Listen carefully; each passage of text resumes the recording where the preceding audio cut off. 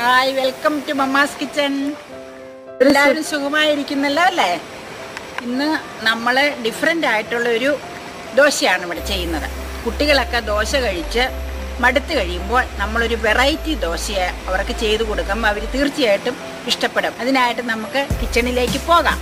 ഞങ്ങളുടെ വീഡിയോ ഇഷ്ടമായെങ്കിൽ അത് ലൈക്ക് ചെയ്യണം, സബ്സ്ക്രൈബ് ചെയ്യാൻ മറക്കരുത്, കമൻറ്റ് ബോക്സിൽ കമൻറ്റ്സ് അറിയിക്കണം.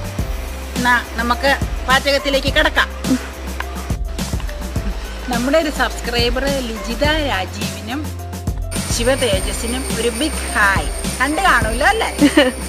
ഇനി നമുക്ക് കിച്ചണിൽ പോയി മുട്ട ദോശ തയ്യാറാക്കാം. കുട്ടികൾക്കൊക്കെ വളരെ ഇഷ്ടപ്പെടുന്ന രീതിയിലുള്ള ഒരു സ്പെഷ്യൽ ദോശയാണ് ഉണ്ടാക്കുന്നത്. അതിനുള്ള ദോശയുടെ മാവാണ്. ദോശമാവിൻ്റെ കൺസിസ്റ്റൻസി ഇതാണ് കേട്ടോ. ഇങ്ങനെ ഒരു ഒഴിക്കുമ്പോൾ നല്ല ലിക്വിഡ് ഫോം ഇങ്ങനെ ഇരിക്കണം, ലിക്വിഡായിട്ട്. ഇഡലിക്കാകുമ്പോൾ കുറച്ചുകൂടെ വെള്ളാംശം കുറവായിരിക്കും, ഇച്ചിരൂടെ കൊഴുപ്പ് കൂടിയിരിക്കണം. ഇത് ദോശയ്ക്ക് ഈ പാകാണ് വേണ്ടത്. ദോശ എങ്ങനെയാണെന്ന് വെച്ച് കഴിഞ്ഞാൽ ഈ ദോശ ഒരു പ്രത്യേകതയുണ്ട്. മുട്ട ചേർത്തുള്ള ദോശയാണ് മുട്ട ദോശ. എപ്പോഴും എല്ലാവർക്കും ഈ പ്ലെയിൻ ദോശയൊക്കെ കഴിച്ചു കഴിയുമ്പോൾ ഒരു മടുപ്പ് വരും. ഈ പ്രത്യേകിച്ച് കുട്ടികൾക്കാണെങ്കിൽ ദോശ കഴിക്കാനും ഒക്കെ മടിയുണ്ടാവും.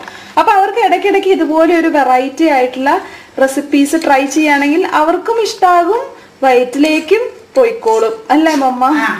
മുട്ട ചെല്ലുമ്പോ എപ്പോഴും നല്ലതല്ലേ കുട്ടികൾക്ക്? വൈകുന്നേരമോ അല്ലെങ്കിൽ രാവിലെയും ബ്രേക്ക്ഫാസ്റ്റിനും കൊടുക്കാം. അതിന് പ്രത്യേക ചട്നിയോ സാമ്പാറോ ഒന്നും ആവശ്യമില്ല മുട്ട ചേർക്കുന്നത് കൊണ്ട്. അപ്പൊ നല്ല എനർജി ആയിട്ട് ഉള്ളിൽ കിടന്നോളൂ. അത് വൈകിട്ടോ രാവിലെയോ ഒക്കെ ഉപയോഗിക്കാം. ഇനി നമുക്ക് മുട്ട ദോശയിലേക്ക് കിടക്കാം. മാവ് ഒഴിക്കുവാണ് കേട്ടോ. നമ്മള് കുഞ്ഞു ദോശയാണ് നമ്മൾ ഉണ്ടാക്കണത്.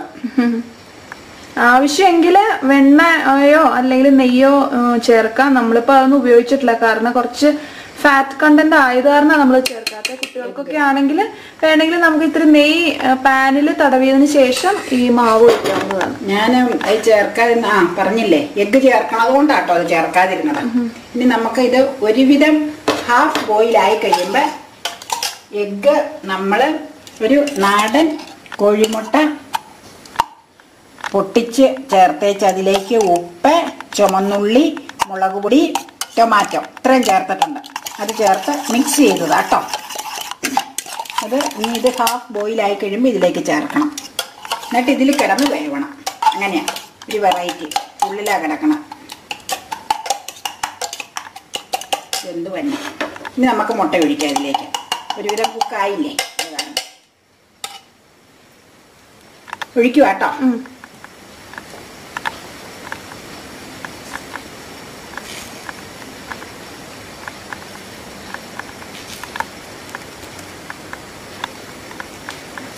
നമുക്കൊന്ന് ശരിയാക്കാം. ഇച്ചിരി ലീക്കായി പോകുന്നു. അത് നമുക്ക് കുറച്ച് വെന്ത് കഴിയുമ്പോൾ ഇതിലേക്ക് മാറ്റാം.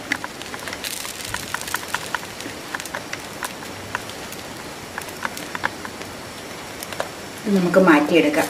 നോക്കട്ടെ. ഇനി നമുക്ക് ഒരു വശം മുരിഞ്ഞിട്ടുണ്ട്. ഇതൊന്ന് മറിച്ചിടാം കേട്ടോ. മറിച്ചിടുവാണ്. ഓ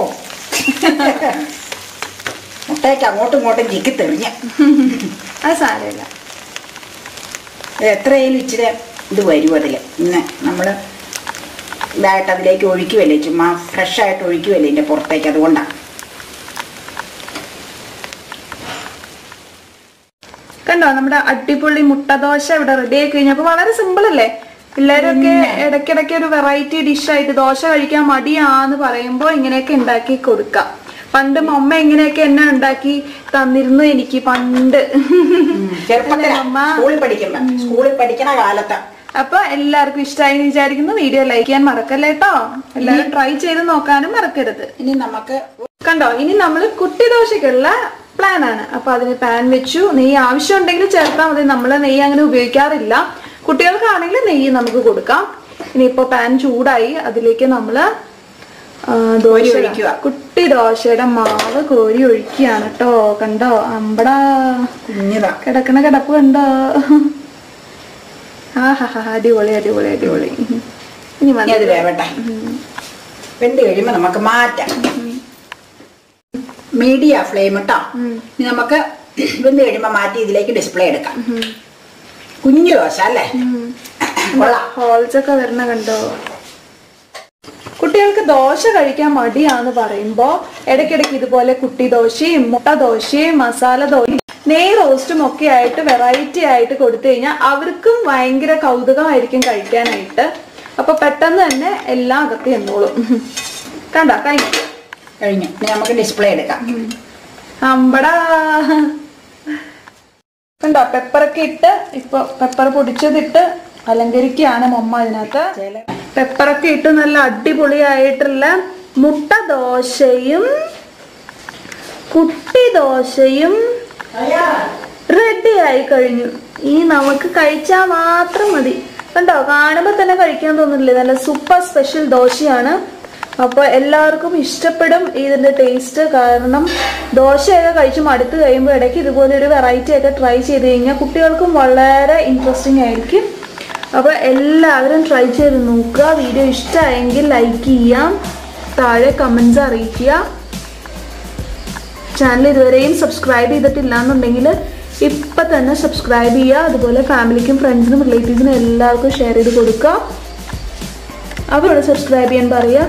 സബ്സ്ക്രൈബ് ചെയ്യുമ്പോൾ തൊട്ടടുത്തുള്ള കുഞ്ഞു ബെല്ലൈക്കൺ കൂടി ക്ലിക്ക് ചെയ്ത് കഴിഞ്ഞാൽ ഫ്യൂച്ചറിലും ഓരോ വീഡിയോസ് ഞാൻ അപ്ലോഡ് ചെയ്യുമ്പോൾ നിങ്ങൾക്ക് നോട്ടിഫിക്കേഷൻ കിട്ടുന്നതായിരിക്കും. സോ മറ്റൊരു ബ്യൂട്ടിഫുൾ ഡിഷായിട്ട് നമുക്ക് വീണ്ടും കാണാം. അതുവരേക്കും take care, bye bye, see you. ഇത് നമ്മൾ ആദ്യമായിട്ട് വെച്ചിരിക്കുന്ന ഒരു റംബൂട്ടാൻ മരമാണ്. 3 വർഷം പഴക്കമുള്ള ബഡ് ചെയ്ത ഒരു തൈ വാങ്ങിച്ചതാണ്. 4 വർഷത്തിനുള്ളിൽ കായ്ക്കുമെന്നൊക്കെയാണ് പറഞ്ഞിരിക്കുന്നത്. 1-2 പ്രാവശ്യം എല്ലാം നമ്മളിത് ബഡ് തൈ വാങ്ങിച്ച് വെച്ചിട്ടും അത് എന്തുകൊണ്ടോ നമുക്ക് ശരിയായിട്ടില്ല. ഇത് പിടിച്ച് ഉണ്ടാകുമെന്നുള്ള പ്രതീക്ഷയിൽ ഞങ്ങൾ കാത്തിരിക്കുവാണ്. റെഡ് കളർ റംബൂട്ടാനാണ്. ഹായ്. ഇത് ഞങ്ങളുടെ മകൾക്ക് ഇത് പഴം വളരെ ഇഷ്ടമാണ്. അതുകൊണ്ട് പല ആവർത്തി വെച്ചിട്ടും ഇതെന്തോ പിടിക്കണില്ലായിരുന്നു. ഇത് ലേറ്റസ്റ്റ് വെച്ചിരിക്കുന്നതാണ്.